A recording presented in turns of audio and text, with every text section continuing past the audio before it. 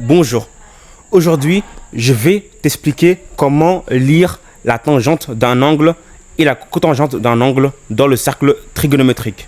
Comme vous le savez, le sinus se lit ici et le cosinus se lit ici. Quant à la tangente, elle va se lire ici. Ici, ce sera 0 et ici, ce sera 1. Pour lire la tangente, il vous suffit d'abord placer votre angle alpha, qui est ici, et de prolonger l'axe qui est ici, qui s'ouvre de 0 jusqu'à là.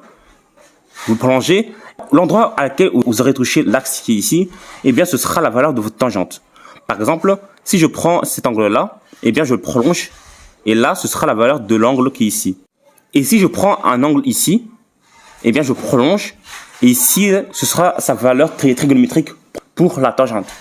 Vous l'aviez compris, en général, quand vous voulez lire la tangente d'un angle, il vous suffit de prolonger la droite que vous avez ici vers cet axe-là. Mais par contre, quand votre angle se trouve ici, ou ici, ou ici, par exemple ici, comment lire la tangente vu qu'elle va vers là? Eh bien c'est simple, vous allez devoir prolonger pas de là, mais de là, jusqu'à là.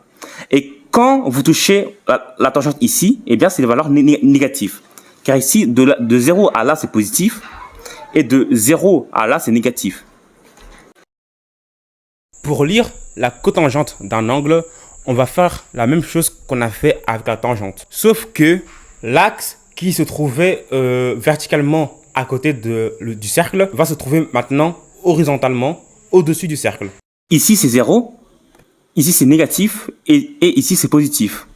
De la même manière que pour la tangente, il vous suffit de prolonger l'angle jusqu'à toucher l'axe qui est ici. Si j'ai cet angle-là, je prolonge et ma valeur de cotangente sera ici. Et si mon angle est ici, dans ce cas, vu que je ne peux pas toucher l'axe, je vais devoir prolonger vers l'arrière. Et quand je touche ici, ma valeur sera négative.